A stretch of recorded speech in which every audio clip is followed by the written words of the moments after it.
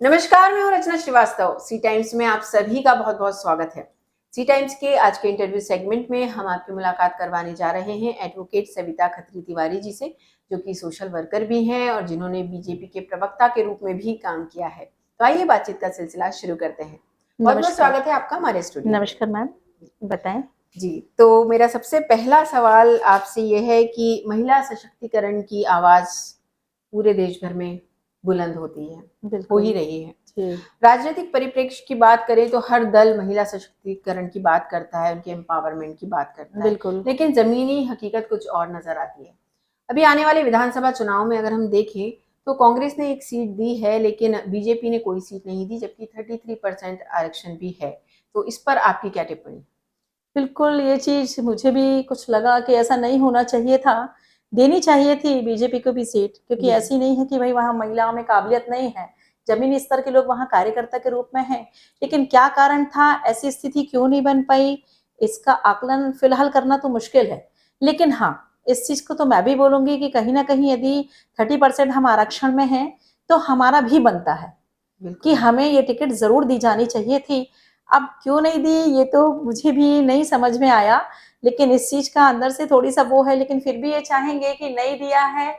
और आज जिस मंच के माध्यम से यदि मैं कुछ कहना चाह रही हूँ मीडिया के माध्यम से, बिल्कुल, कि इस जो आरक्षण को हमें सरकार ने 30% दिया है, उसको यदि दिया है तो मेरे ख्याल से सभी दलों को, बीजेपी हो या कांग्रेस हो, कांग्रेस ने भी सिर्फ एक महिला को दिया। उन्होंने बहुत प्रयास किया, बहुत ज्यादा अत्यधिक प्रयास किया, तो उनको एक मिल गया। लेकिन जब महिला आपने मोर्चा बनाए हैं, महिला कार्यकर्ताएं रखी हैं, कई बिम्ब बनाए गए हैं, छोटे छोटे मतलब एक कहना चाहिए कस्बा हो, शहर हो, गांव है, सब में एक अपना एक अध्यक्ष कहीं को, तो सारे पदों को आपने डिस्ट्रीब्यूशन किया है। तो महिलाओं का जब महिला मोर्चा है तो फिर टिकट क्यों नहीं दिया गया? क्या हम विधायक बनने लायक नहीं थे? जैसा हमारी सोच है। हम जब जमीनी स्तर पे कार्य करते हैं तो निश्चित तौर पे हमारा अधिकार बनता है, लेकिन सरकार ने ऐसा क्यों किया तो नहीं पता है। लेकिन चाहूंगी कि वो यदि सुन रहे हैं तो प्लीज दोबारा हम महिलाओं को कम ना आके, हम भी पुरुष के बराबर हैं और शायद उनसे बहुत अच्छा कर सकते हैं। हमें ये मौका अभी तो नहीं दिया गया। मैं निश्चित तौर पे नगर निगम के चुनाव में अनुरोध करती हूँ कि कम से कम यदि मान लीजिए 100 सीट है तो कम से कम 30 तो आप हम महिलाओं को दें, ताकि हमारा जो आरक्षण है वो कंप्लीट माना जाए और सम्मान भी बना रहे कि हाँ, सरकार ने जो आरक्षण दिया तो 100% आरक्षण को पूर्ण किया। ये मेरा विचार है। बिल्कुल जी। ये बताइए कि महिला सशक्तिकरण की बात तो सभी करते हैं, लेकिन आपकी नजर में महिला कितनी सशक्त है, कहाँ सशक्त आपको नजर आती है? देखिए, यदि हम सशक्तिकरण की बात करें तो शक्ति तो है, महिला मातृशक्ति अपने आप में शक्ति है। बिल्कुल, नवरात्रों में आपने देखा तो मैं तो ये तुलना तो ये करूंगी कि यस, दुर्गा की तरह शक्ति है, क्रोध आ जाए तो कोई रोक नहीं सकता, और यदि घर संभालने पे आती है तो उससे अच्छा कोई घर संभाल नहीं सकता। तो निश्चित तौर पे जब हम एक परिवार संभाल सकते हैं तो शक्तिशाली तो हुए। बस अवसर की बात है। यस, फिर यदि हम घर के बाहर निकलते हैं तो हम अपने जीवन यापन के लिए भी कार्य करते हैं, तो हमारी शक्ति का आकलन तो कहीं हो नहीं सकता। शक्ति से संपूर्ण है, हम संपन्न हैं। हमें जो भी कार्य दिया जाता है हम बहुत अच्छा करते हैं। सरकार ने हमें मतलब ऐसे कि सेल्फ बनाने के लिए बहुत सारी योजनाएं बीजेपी की तरफ से चली, जो हमारे लिए बहुत अच्छी कारगर साबित हुई। प्रत्येक महिला आज अपने स्तर पे अपने परिवार को स्वयं सेल्फ डिपेंड होकर चलाती है। छोटे छोटे जो हमें लोन दिए गए थे, आपने कोरोना काल में देखा सब बेरोजगार हो गए थे, खाना भी नहीं था, लेकिन 10-10 हजार रुपए जो भारतीय जनता पार्टी की तरफ से दिया गया, उसके माध्यम से हम सबके परिवार में जैसे एक छोटे से ठेले का इस्तेमाल किया गया, आलू प्याज कुछ भी था, मतलब एक जो एक गरीब वर्ग का व्यक्ति था, निम्न वर्ग का, उसके पास भी आज रोटी है। वो भी अपने अधिकारों को समझता है, बैंक में खाते खोले गए। कहाँ ऐसा होता था, पहले टाइम हमें गारंटर की जरूरत होती थी। आज निश्चित तौर पे हम सब सेल्फ हैं। बस ये था कि जो 30% हमें आरक्षण राजनीति में चाहिए था वो नहीं मिला, तो उसका तो मलाल मैं आपको पूरे टाइम बताऊंगी, ताकि हमारे साथ आने वाले कल में ये बिल्कुल ना हो। तो अपने आप में सशक्तिकरण को कहें तो निश्चित तौर पे सरकार की सारी जो भी योजनाएं चली हैं उनमें से भरपूर हम महिलाओं को सहयोग मिला। अभी आप माननीय मुख्यमंत्री जी ने भी महिलाओं को जो 1200 रुपए दिए वो हमारे लिए बहुत है, क्योंकि कुछ ना होने से तो बहुत है। खाता हमारे 0% में चला, हमें बीमा मिला, हमें दुर्घटना बीमा मिला, हमें शिक्षा के लिए पैसा मिला, हमें लोन चाहिए वो मिला, मुद्रा लोन मिला, हमें आवास योजना मिली। तो निश्चित तौर पे एक बहुत अच्छे समाज का निर्माण जो होना चाहिए वो किया। वो सरकार ने किया, उसके हम बिल्कुल नहीं बोल सकते कि नहीं किया। तो कहीं ना कहीं सशक्तिकरण में सरकार का विशेष योगदान था और महिला अपने आप में शक्तिशाली है, आप भी हैं, ये चीज आप बहुत अच्छे से समझ सकती हैं जी। तो ये मेरा आंसर है जी। महिलाओं के साथ जो अपराध हो रहे हैं जी, जो बढ़ते अपराधों के लिए आप किसको जिम्मेदार मानती हैं, समाज को, पुरुषों को, या स्वयं महिलाओं? सबसे पहले तो मैं ये कहूंगी कि पहली शिक्षा होती है हमारे परिवार की। हमारे परिवार में सब चीजें सिखाई जाती हैं, ये रिश्ते हैं, ये नाते हैं, ये हैं, वो हैं। फिर हमें ये क्यों नहीं सिखाया जाता है कि यदि हम बाहर जा रहे हैं तो हमें अपनी रक्षा कैसे करनी है। उस समय हमारे माता पिता जो भी हैं, मैं उनको दोषारोपण नहीं कर रही, वो हमारे लिए ईश्वर के समान है, लेकिन हाँ, कहीं ना कहीं जागरूकता की कमी है। महिलाओं में जागरूकता होनी चाहिए, इतनी समझ होनी चाहिए कि हम घर के बाहर जा रहे हैं तो हमें अपना कैसे ध्यान रखना चाहिए, सेल्फ रिस्पेक्ट को कैसे बचाना है, धन की ओर बहुत ज्यादा लालायित ना हो, अपनी स्वयं की रक्षा कैसे करनी है। हमारे पास जो है हमें स्वयं कमाना है, अपनी शक्ति से कमाना है, अपने एजुकेशन से कमाना है। एजुकेशन नहीं तो कार्यशैली तो है, कहीं ना कहीं ईश्वर कहीं ना कहीं किसी को कुछ ना कुछ सिखा के भेजता है, सिर्फ आपको उसकी ओर विकसित होना है जी। तो मेरा तो यही कहना है कि अपराध की ओर यदि हम ये कहें तो कुछ परसेंट मेरे ख्याल से महिला का जो जागरूकतापन होना चाहिए वो नहीं है। छोटे छोटे शिविर के माध्यम से उनको जागरूक करें। अब बात आती है कि अपराध के लिए जवाबदार कौन है, समाज, पुरुष या महिला। तो पुरुष यदि किसी महिला को छेड़ता है या उसे परेशान करता है तो उन पुरुषों में भी शायद जागरूकता की ये कमी है कि क्या उनको ये नहीं पता कि ये अपराध है। आज आप किसी को छेड़ते हो, कुछ भी करते हो, मैं एडवोकेट हूँ, मैं देखती हूँ बाद में कुछ दिनों के बाद जब उनके ऊपर केस लगता है वो आकर रोते हैं, वो पछताते हैं।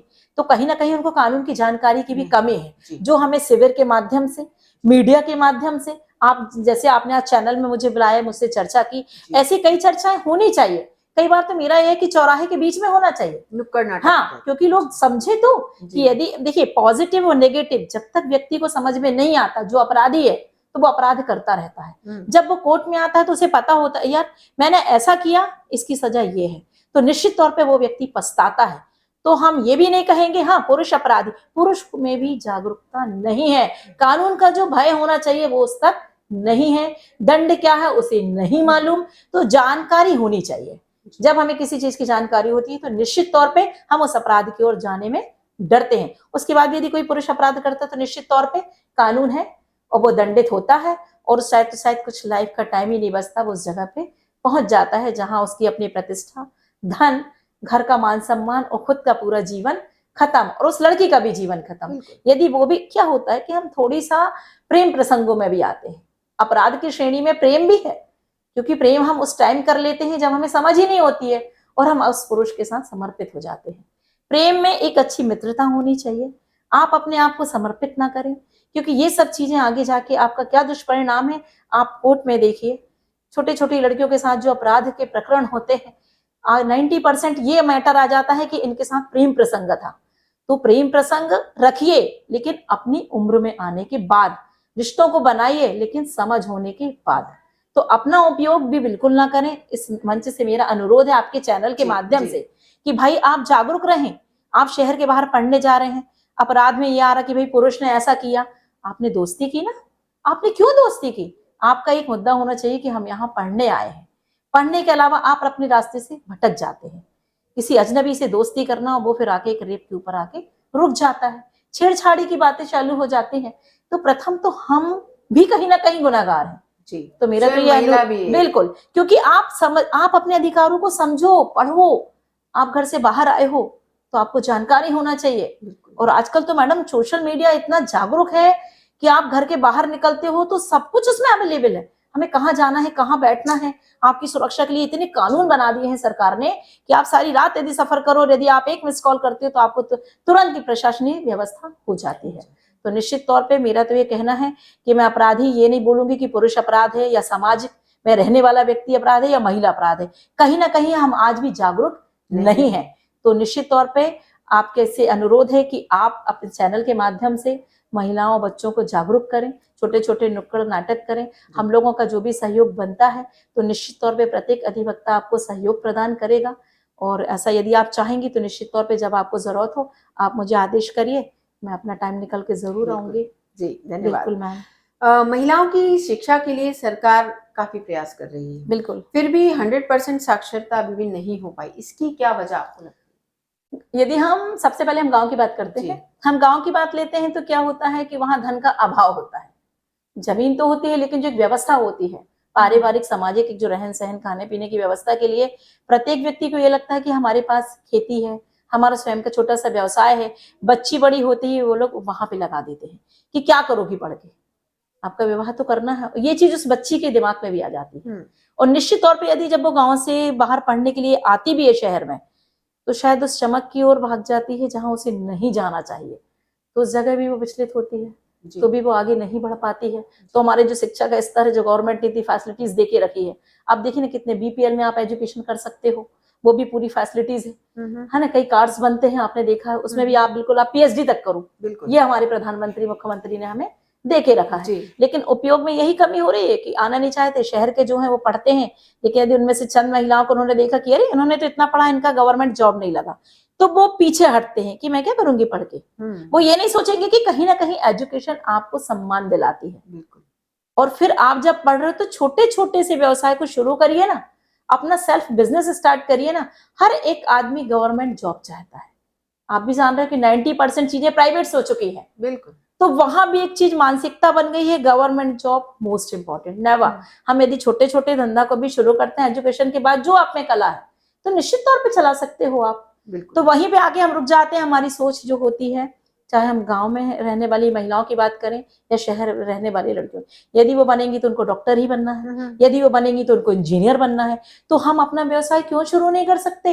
बिल्कुल हम कर सकते हैं ना। कि कृषि के क्षेत्र में महिलाएं एजुकेटेड होने के बाद एग्रीकल्चर में बात, क्या हम खेती किसानी का काम हम एजुकेशन महिला नहीं कर सकते? कर सकते हैं, लेकिन उसमें सिर्फ आधुनिकता ही तो सम्मिलित करना है। थोड़ी सा यदि हम जागरूक होते हैं, निश्चित तौर पे सरकार का आप देखिए तो सिर्फ आप उठा के मोबाइल आप चलाते हो, आप मूवीज देखते हो, आप अपने वीडियोस बनाते हो, 2-2 घंटे आप अपना टाइम वेस्ट करते हो।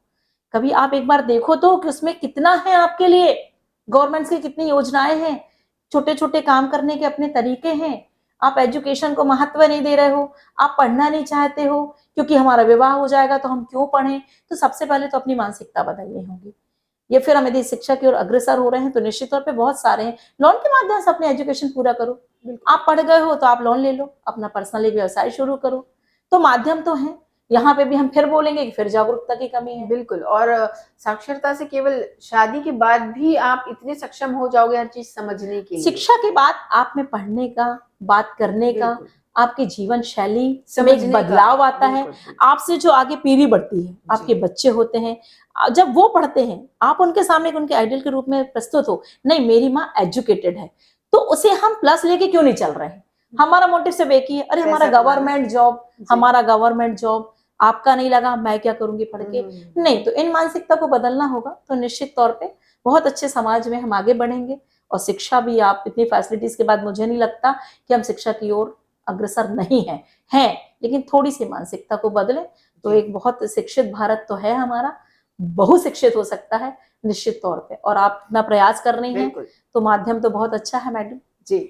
आप एक एडवोकेट हैं, तो ज्यादातर किस तरह के केस आपके पास आते हैं? मैं तो देखिए एमबीसी भी करती हूँ, एक्सीडेंट केस करती हूँ, महिलाओं से संबंधित डिवोर्स के केस मेरे पास हैं, सेक्शन 9 कि भाई आपस में यदि विचार नहीं मिल रहे हैं, किसी कारण नाराज होकर चलेंगी तो हमको मिलवाने के लिए सेक्शन 9 फाइल करना होता है। हम तो हमारे केस में आज तक तो ऐसा ही हुआ मैडम, मैं यदि पर्सनल मैटर की बात करूं तो मेरे केस से फाइल होते हैं मैम, और 2-3 पेशी के बाद मेरी जो अपनी पर्सनल एक काउंसलिंग होती है, उस काउंसलिंग के बाद उनके घर बस जाते हैं। तो निश्चित तौर पे पैसा मेरा मोटिव नहीं है, सिर्फ मुझे इतना चाहिए कि मेरा जीवन चले, और ऐसी ही जिंदगी जी रही हूं मैं। लेकिन हाँ, मेरे केसों में यह है कि नहीं, यदि विवाद हुआ है तो कोई कारण होगा, और कारण है तो सुधार के रास्ते भी हैं। तो निश्चित तौर पे यदि दोनों की काउंसलिंग बहुत अच्छी होती है तो एक रास्ता माध्यम मध्यस्थता की ओर बढ़ता है। तो मैं करती हूँ फैमिली मैटर्स में। हाँ, लेकिन यदि कुछ बीच विवाद यदि खिंच रहा, हस्बैंड वाइफ या फैमिली को लेकर खिंच रहा है, तो उसके बाद हम फिर 125 मेंटेनेंस फाइल करते हैं कि भाई उस बीच यदि वो महिला अकेली पड़ गई है तो उसको खाने पीने के लिए पैसा चाहिए, भरण पोषण के लिए चाहिए, तो हम 125 धारा का इस्तेमाल करके उसको भरण पोषण का भी भाई दिलाते हैं कि आप पलें तो कम से कम, आपके लिए एक व्यवस्था तो हो। लेकिन निश्चित तौर पर यह है कि हमारे ख्याल से तो तलाक नहीं होनी चाहिए। तलाक होने के बाद आदमी आजाद हो जाता। हर एक समाज में आप देखिए आज के टाइम जो स्थिति है कोर्ट के अंदर वो ये की है कि हर एक परिवार में हर एक दूसरा घर कोर्ट में आके खड़ा है। क्यों खड़ा है? क्योंकि कोई समझाने नहीं चाहता। सब ईगो के बीच अपना जिंदगी जी रहे हैं। हम समाज में रह रहे हैं, शादी का कोई महत्व ही नहीं है। थोड़ी से विवाद के बाद हम सीधे कोर्ट आ जाते हैं। पुराने जमाने के लोगों को क्या पता होता था कि यदि कोई दोस्ती या कुछ है तो क्या वो एडजस्टमेंट करके जीवन नहीं जीते थे। तो हम सुधारते नहीं है, सीधे हम कोर्ट आ जाते हैं। हम कोर्ट क्यों आए? और यदि हम कोर्ट आए हैं तो मेरा तो ये अनुरोध है आपके चैनल से कि एक बार आप काउंसलिंग तो लीजिए, अपने रिश्तों को जोड़ने की कोशिश तो करिए। आपके साथ आपके बच्चों का लाइफ क्या बचता है? कुछ नहीं बचता। वो सफर करते हैं और आप भी कोर्ट में सफर करते हो। बिल्कुल। तो कोर्ट में आप तब आए जब ऐसा लगे कि निश्चित तौर पे कि अब नहीं हो पा रहा है, लेकिन पहले तो एडजस्ट करिए। और मेरे ख्याल से नहीं हो पा रहा का तो कोई मतलब ही नहीं है। छोटे छोटे विवादों को हम कोर्ट में लाते हैं। जब हम लोग बैठते हैं, सुनते हैं तो बहुत आश्चर्य लगता है कि कहीं ना कहीं यदि हम कपड़ों में आधुनिकता झलकाते हैं तो फिर हमारे विचारों में आधुनिकता क्यों नहीं है? हम ये कहते हैं कि नहीं मैं हम जीन्स पहनना चाहते हैं, हम ये करना चाहते हैं क्योंकि हम स्मार्ट दिखें, तो फिर हमें विचारों को भी बदलना होगा। या तो फिर आप विचार भी ना बदलें, आप कपड़ों की ओर अग्रसर भी ना हो, तो सिंपल साड़ी पहने, तो फिर वो भी नहीं है संभव। जब हम कपड़ों में, बातों में, रहन सहन में स्टैंडर्ड है तो फिर विचारों में स्टैंडर्ड हो। हस्बैंड वाइफ में एक दोस्ती की तरह होना चाहिए। कुछ यदि गलत हुआ है तो आप स्वयं आपस में निर्णय करें, कोर्ट में ना आए। जब आपको समझ में नहीं आता तो सबसे पहले तो आप काउंसलर को बुलाएं, अपनी बात को रखें, परिवार में बात को रखें और कभी भी क्रोध में निर्णय ना करें। जी, जो व्यक्ति क्रोध में निर्णय करता है निश्चित तौर पर सीधे सीधे कोर्ट आ जाता है। जी, तो मेरा तो है अनुरोध कि तलाक मेरे ख्याल से नहीं होना चाहिए। कितने घर बर्बाद होते हैं, हर एक तीसरा घर आज कोर्ट में खड़ा है, तो मेरे ख्याल से बहुत गलत है, जो नहीं होना चाहिए। जी, तो अनुरोध है भाई कि आपस में सहमति बना के जीवन को जिए। बिल्कुल। तो आप हस्बैंड वाइफ को काउंसिल करते हैं, उनकी फैमिली मेंबर्स को भी बुलाना बिल्कुल पड़ता है? बिल्कुल, हाँ बुला। सबसे पहले तो मैं हस्बैंड वाइफ की ही करती हूँ। दोनों का सबसे पहले तो मेरा कर्तव्य होता है, मैं गुस्से को शांत करती हूँ। फिर मैं ये पूछती हूँ कि कारण क्या है। जो भी कारण है उसके कई रास्ते होते हैं। यदि नेगेटिविटी है तो निश्चित तौर पे पॉजिटिव भी है, तो विचारों को बदलना, उनको समझाना। उसके बाद मैं उनके पेरेंट्स से बात करती हूँ कि यदि आप लोगों ने इतना बड़ा जीवन, मतलब उनके जो मदर इन लॉ है, मदर, कि आपने अपना जीवन स्वयं इतना कैसे निभा लिया, एडजस्ट किया था ना, तो ये आपके ही तो बच्चे हैं। आपने ऐसा क्या किया था कि आप लोगों का जीवन चला और अब इनका क्यों नहीं चल सकता? तो आप चलाए ना, आप समझाएं। किसी की बेटी को यदि आपने बहू बनाया है तो निश्चित तौर पे बेटी की तरह उससे बात करें। तो वो अपनी माँ के पास ना जाए, मायके ना जाए, वो आपसे बोले कि आपके बेटे ने ऐसा किया है। और निश्चित तौर पे जो आपका बेटा है वो भी आपसे बोले कि इस बहू ने ऐसा किया है। तो यदि हम चाहेंगे तो हमारे परिवार के जो बड़े बुजुर्ग हैं वो इन रिश्तों को संभालते हैं, तो ये रिश्ते संभल सकते हैं, बहुत अच्छे से संभलेंगे, ये कभी अलग नहीं हो सकते। और मेरे प्रैक्टिकल में, मेरे केसेस में तो मैडम मैं अभी 5 मिनट एक जिक्र करना चाहूंगी। जी बिल्कुल।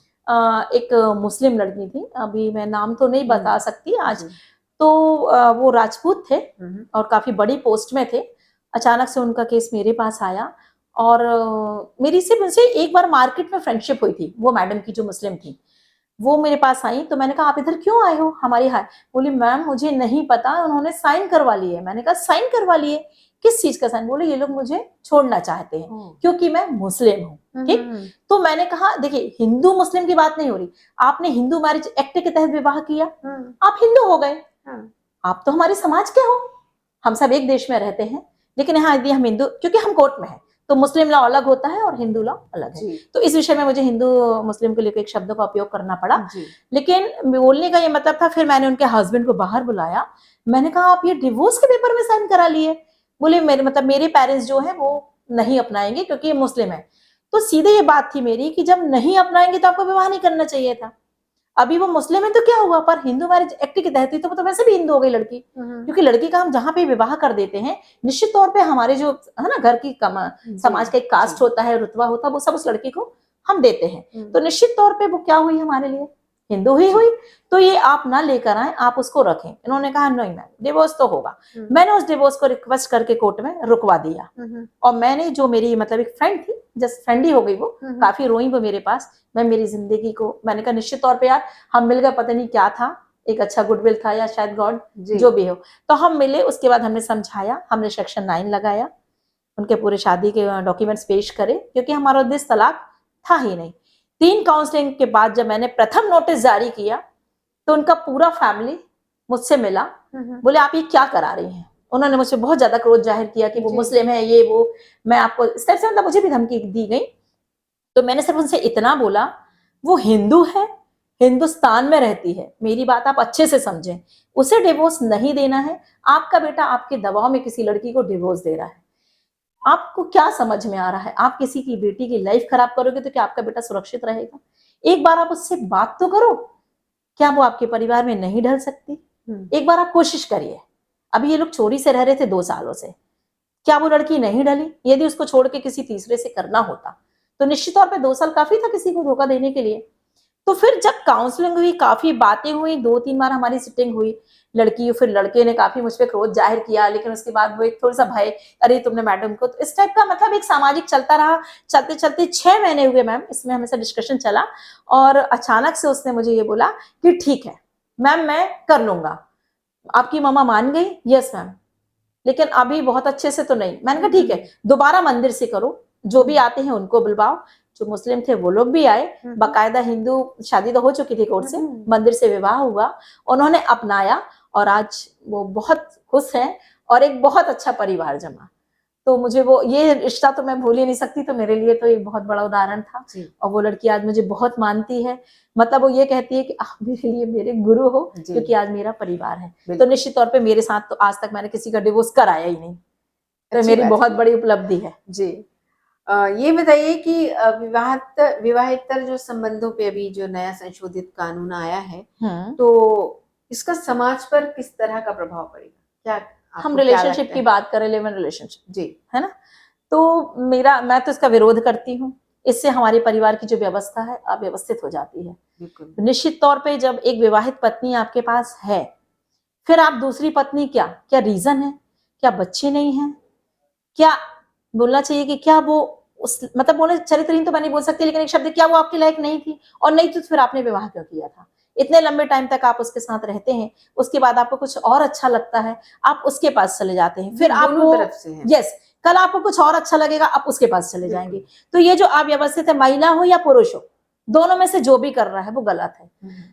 लिव इन रिलेशनशिप कैसे गवर्नमेंट ने पास कर दी, क्या सोचा था, मुझे तो नहीं मालूम, नहीं समझ में आया, लेकिन मुझे यह है कि ये व्यवस्था नहीं होनी चाहिए। सबसे बेस्ट था विधवा विवाह, वो बहुत अति आवश्यक था। तो हम तो बोलते हैं ये चल रहा था, ये रिलेशनशिप की जगह आप इसको बढ़िया मान्य करते, बल्कि वो अनिवार्य कर देते। यदि कोई महिला विडो होती है और निश्चित तौर पे उसको सामाजिक एक सम्मान के लिए वो अनिवार्य कर देते, तो हमारे देश आज पता नहीं कहाँ होता, और समाज तो आज भी सहम, मतलब कई लोग चाहते हुए कि विवाह करना है, लेकिन वो घटिया नीति धर्म पर परंपराओं को लेके नहीं कर पाती हैं, और चोरी छुपे जीवन यापन करना, तो उसमें से कुछ हद लिव इन रिलेशनशिप में वो महिलाएं आ जाती हैं। तो जिनको ना सम्मान मिलता है, ना वो सब जो जिसकी हकदार है वो समाज के सामने खुल के जीने के लिए, वो नहीं मिल पाता, पहली चीज। और सेकंड चीज, महिला हो या पुरुष हो, इस टाइप का तो मुझे बिल्कुल भी अच्छा नहीं लगा। मेरे को क्या, शायद समाज में किसी भी महिला को ये पसंद नहीं होगा। हाँ भाई, जिनकी जरूरत है, ऐसा कि भाई विधवा हो गई है, तो वो पुरुष भी, तो इसकी पत्नी नहीं है ना, डिवोर्स हो गया है किसी कारणवश, तो आप लोग रहें, आप लोग कर, क्योंकि वो व्यवस्था है समाज की, और समाज में जीना है तो व्यवस्थित होना चाहिए। लेकिन यदि इस तरीके से आप मान्य करेंगे, अब जैसे कोर्ट ने इसको मान्य करके रखा लिव इन रिलेशनशिप की, यदि इनके बच्चे होते हैं तो निश्चित तौर पे इनको प्रॉपर्टी में अधिकार होता है। तो पहली पत्नी ने क्या किया था? पहली पत्नी ने क्या किया था कि आप इन सब चीजों के अधिकारों को जो आपने दिया, मतलब उसको हर जगह सिर्फ यहाँ कौन मर रहा है? सिर्फ पत्नी। मानसिक प्रताड़ना, शारीरिक प्रताड़ना, और फिर जो धन की बात आती वहां से भी प्रताड़ित। तो कुल मिला के महिला ही प्रताड़ित है, पुरुष तो प्रताड़ित है नहीं। पुरुष जब ये काम करता है तो उसके पास एक व्यवस्था होती है मैडम कि नहीं, मैं दोनों को चला लूंगा। आप देखना 90% में कोर्ट में बोलते हैं नहीं मैडम मैं तो दोनों का रख लूंगा, मैं तो दोनों का पूरा। तुम तो दोनों का पूरा कर दोगे, लेकिन जिसको ब्याह के लेकर आए हो वो सब कुछ छोड़ के तुम्हारे लिए ही तो आई थी ना। अभी तुमने बांट दिया, धन से भी बांटा, तन से भी बांटा, मानसिक रूप से बांट दिया, और उन बच्चों का कैरियर जो तुमने यहाँ पैदा करे और आने फ्यूचर में तुम उधर पैदा करोगे। तो मुझे तो ये बिल्कुल भी नहीं, एडवोकेट होने के नाते भी मुझे बिल्कुल ये सब पसंद नहीं आया। मैं तो यही अनुरोध करूंगी, विधवा विवाह को आप बहुत ज्यादा अग्रसर करें। यदि डिवोर्स हो गया तो निश्चित तौर पे बहुत अच्छी बात है, घर बसना चाहिए, वो व्यवस्था अच्छी है। जहां तक यदि कानून बनाती, तो मैडम मेरा ये कहना था, मैं यदि कानून बनाती तो मेरी ये स्वेच्छा थी, तो मैं जरूर ऐसा बनाती कि निश्चित तौर पे आप हस्बैंड की पूरी संपत्ति उठाइए, महिला के नाम पे करिए, उस महिला की करिए जो शादीशुदा होने के बाद उस शादीशुदा पुरुष के साथ अपना जीवन यापन कर, उसकी भी प्रॉपर्टी लीजिए और उस महिला के नाम पे करिए जो महिला मानसिक और शारीरिक रूप से इन कष्टों को झेल के अपने जीवन को एक एक दिन कितने कष्टमय पूर्ण से जी रही होगी, तो वो सारी जब आप धन छीनना चालू करेंगे ना दोनों साइड से कि तुम भी दो और तुम भी दो, रह तो रही हो, कष्ट तो मैं हूं, तब इनको समझ में आएगा कि रिलेशनशिप कितना गलत है जो आप इस्तेमाल कर रहे हो। उपयोग तब करें जब आप अकेले हैं, आपको जरूरत है एक जीवन साथी की, तो आप किसी ऐसी महिला को चुनें जिनके पास वाकई कहीं ना कहीं आपकी भी उसको जरूरत है और उसकी भी आपको। पर शादीशुदा होने के बाद तो मेरा तो अनुरोध है कि बिल्कुल ना करें। गलत से यदि आप चले गए हैं तो निश्चित तौर पे दोनों शायद इस चैनल के माध्यम से समझें, खुशीपूर्ण अलग अलग होकर अपना जीवन एक अच्छे मित्र बन के भी जिए। तो मित्रता भी बहुत बड़ी बात होती है मैम।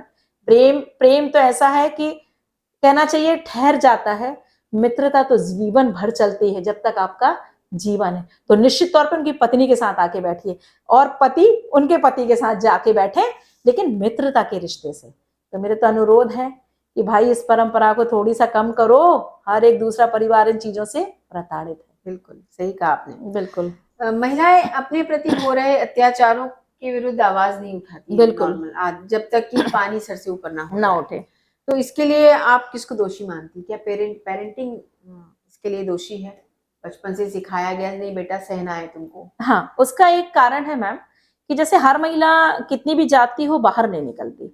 सबसे पहले हम समाज के बंधन में बन जाते हैं। जी। दूसरा हम पारिवारिक जो सोच होते हैं जी, हमारे परिवारों में जो हमारे बड़ों की सोच और विचार होते हैं उसमें प्रत्येक महिला बन जाती है। जी। प्रत्येक लड़की, क्योंकि यदि हमारे साथ कुछ गलत होता है, जब हम बाहर निकल के इसके प्रति आवाज उठाना चाहते हैं, तो सबसे पहले बंधन हमें हमारे परिवार वाले में रिश्तों का होता है। रिश्तेदार हमको बंधन बांधते हैं, वो हमारे माता पिता को इतना प्रेशराइज कर देते हैं कि वो हिम्मत को खत्म कर देते हैं। बिल्कुल कि नहीं तुम मत जाना, नहीं तो मैं सुसाइड कर लूं, मतलब इस टाइप का कि लड़की ने यदि सहा भी है तो वो खामोश होकर अपने जीवन को जीना सीख लेती है। सबसे पहले तो हमें घर से ही सपोर्ट नहीं मिलता, जो भी महिलाएं हैं घर से ही सपोर्ट नहीं है।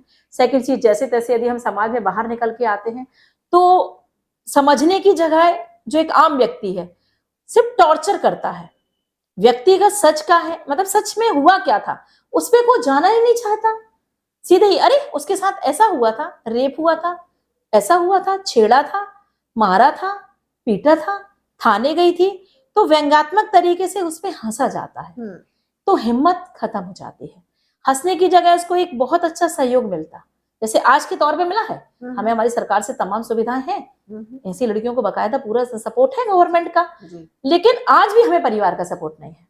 आज भी हम उसी दिशा में जाके पहले लोग बंद कमरे में एकदम संकुचित विचार के तहत एकदम शांत हो जाके चुपचाप बैठ जाते हैं ना, आज भी हम कितने भी आधुनिक हो गए हैं, हम कहीं ना कहीं आज भी उन विचारों में पीछे हैं जहां हमें आधुनिक होना चाहिए था, और हम वहां आधुनिक है जहां हमें पीछे होना चाहिए था। तो एकदम यहाँ पे भी एक ही चीज होगी, शायद हमें समझ की आज भी कमी है। हम सिर्फ किताबी ज्ञान के अलावा जो जनरली एक ज्ञान होना चाहिए, परिवार में उठना बैठना सीखना, वो हमारे पास आज भी नहीं है। तो आपने आधुनिकीकरण की बात की, तो मैं वहीं आ रही हूँ कि आधुनिकीकरण क्या समाज में इसके क्या दुष्परिणाम है?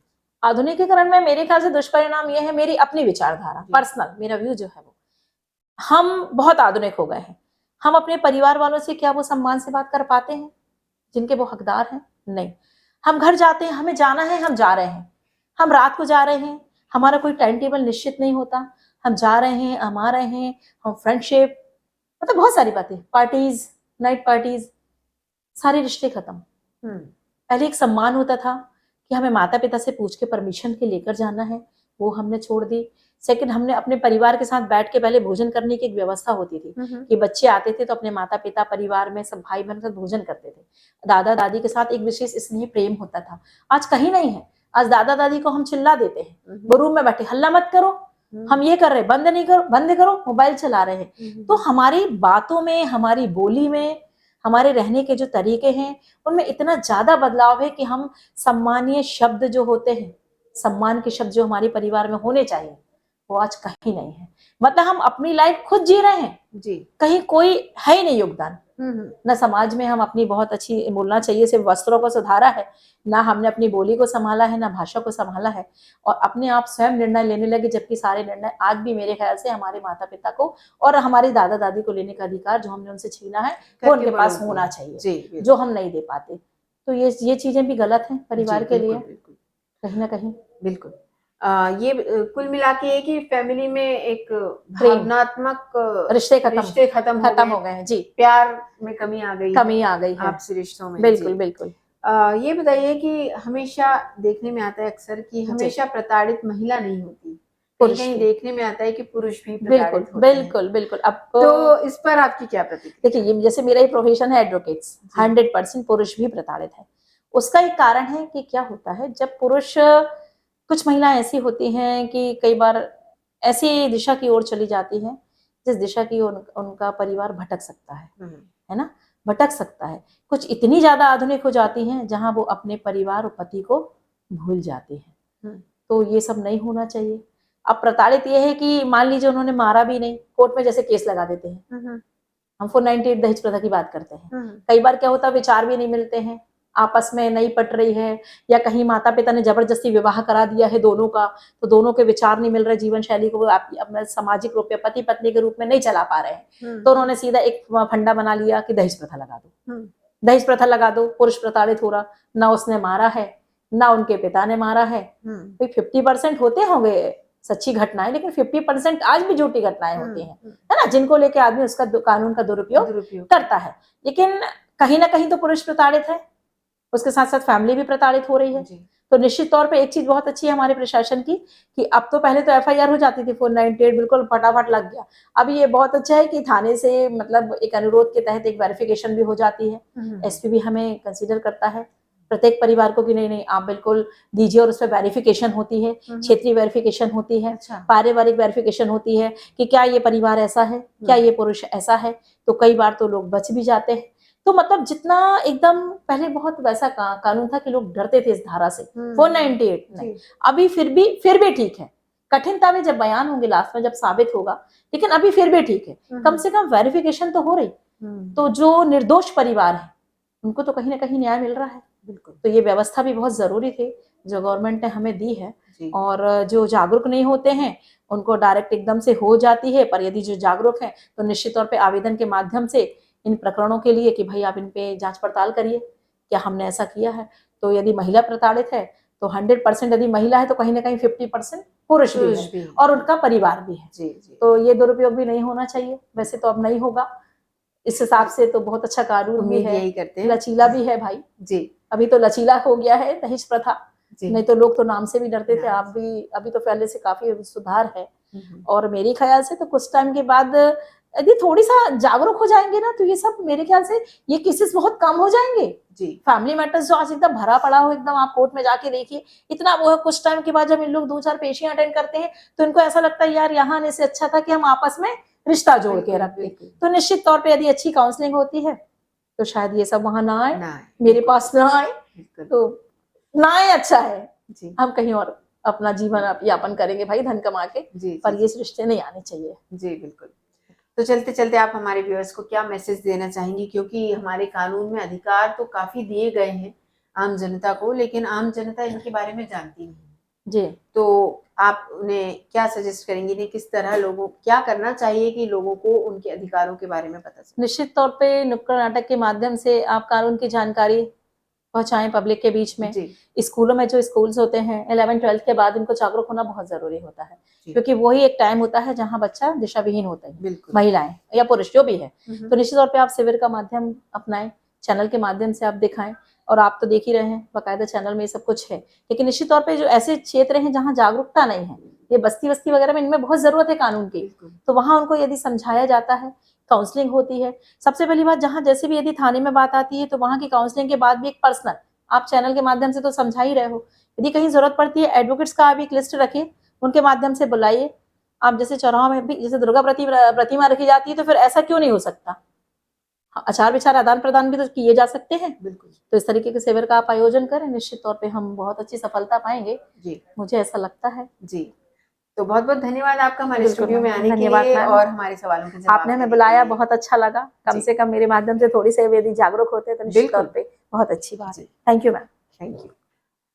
तो हम बात कर रहे थे एडवोकेट सविता खत्री तिवारी जी से, जिन्होंने महिलाओं के ऊपर हो रहे अत्याचारों पर और साथ ही उनके अधिकारों पर काफी विस्तृत रूप से हमसे चर्चा की है। इसी तरह और भी जानकारियां लेकर हम आते रहेंगे। देखते रहिए सी टाइम्स। नमस्कार।